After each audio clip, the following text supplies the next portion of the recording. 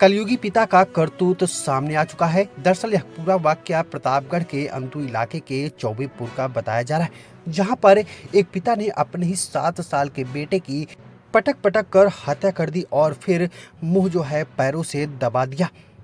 जिस पिता पर उसे गर्व था कि सब साथ छोड़ देंगे, लेकिन पिताजी हमारे नहीं छोड़ेंगे, लेकिन उसे क्या ही मालूम था कि एक काली रात में उसके ही पिता उसका हत्यारा बन जाएगा। पहले तो कई थप्पड़ मारे, फिर पैर से रगड़ दिया, जमीन पर पटक दिया और फिर उसका दिल न पसीजा तो चेहरे पर पैरों से वार कर दिया। गांव वालों से बोला मेरा बेटा गायब हो गया। अगले दिन घर से महज 300 मीटर दूर खून से लथपथ बच्चे का शव मिला। बच्चे के दादा ने एफआईआर दर्ज करवा दी।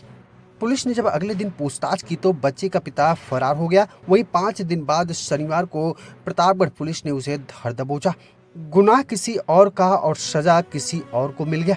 आरोपी ने बताया कि मेरी पत्नी का किसी युवक से अफेयर है, उसी को हत्या के आरोप में फंसाने के लिए मैंने बेटे को मार डाला। मीडिया रिपोर्ट्स की माने तो चौबेपुर गांव के रहने वाले बाबूलाल ने बताया कि मेरे घर में पिता, मां, पत्नी पूनम वर्मा और बेटे आर्यन 9 वर्ष और यश 7 वर्ष के रहते थे। 11 साल पहले मेरी शादी हुई। शादी के बाद सब कुछ ठीक था, लेकिन कुछ सालों बाद मेरी पत्नी का गांव के ही कुछ लोगों से अफेयर चलने लगा। इसके बाद मुझे पता चलने पर दोनों में झगड़ा होता। कुछ दिन से मेरी पत्नी एक लड़के से बात कर रही थी। यह बात मुझे बर्दाश्त नहीं हो रही थी। मैंने कई बार उसे समझाने की कोशिश की, लेकिन वह नहीं मानी। 24 नवंबर को भी मेरा उससे झगड़ा हुआ। वह बच्चे को छोड़कर मायके चली गई। मैंने सोचा कि उस युवक के साथ रहना चाहती है, इसलिए उस युवक को फंसाने के लिए मैंने अपने बेटे की हत्या की साजिश रच ली। आखिर उस मासूम को कैसे पिता ने बेरहमी से मारा, चलिए वो भी हम आपको बताते हैं। 30 नवंबर को ही मेरे गांव में एक बारात आई थी। मैं अपने दोनों बच्चों के साथ वहां शामिल हुआ था। थोड़ी देर बाद और मैं बच्चे वापस आ गए, लेकिन मेरा छोटा बेटा यश फिर से वापस चला गया। मैं उसे ढूंढने बारात में पहुंचा। वहां से उसे लाकर रास्ते में उसे सुनसान जगह ले गया। अब आप सोच सकते हैं कि एक पिता अपने बेटे को कैसे बेरहमी से मार डालता है। पहले उसे हाथ से मारा, फिर वह बेहोश हो गया, फिर उसका पैर पकड़कर जमीन पर जोर से पटक दिया।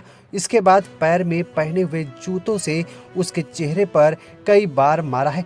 बारात में चला गया और वहां झूठी अफवाह फैलाई कि मेरा बेटा गायब हो गया। इसके बाद हम लोगों ने पुलिस को सूचना दी। मौके पर पुलिस पहुंची, 2 घंटे तक ढूंढती रही, फिर वापस चली गई। अगले दिन सुबह गांव के लोगों को मेरे बेटे का शव मिला। लोग उसे अस्पताल ले गए, लेकिन डॉक्टरों ने मृत घोषित कर दिया था।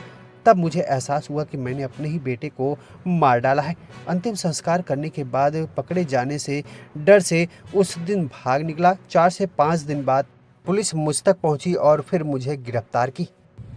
पहली तारीख को ग्राम चौबेपुर जो थाना अंतु में पड़ता है, यहाँ पर एक नाबालिग की हत्या होने की सूचना पुलिस को प्राप्त हुई थी। इस सूचना पर तत्काल पुलिस के द्वारा हत्या का मुकदमा पंजीकृत किया गया।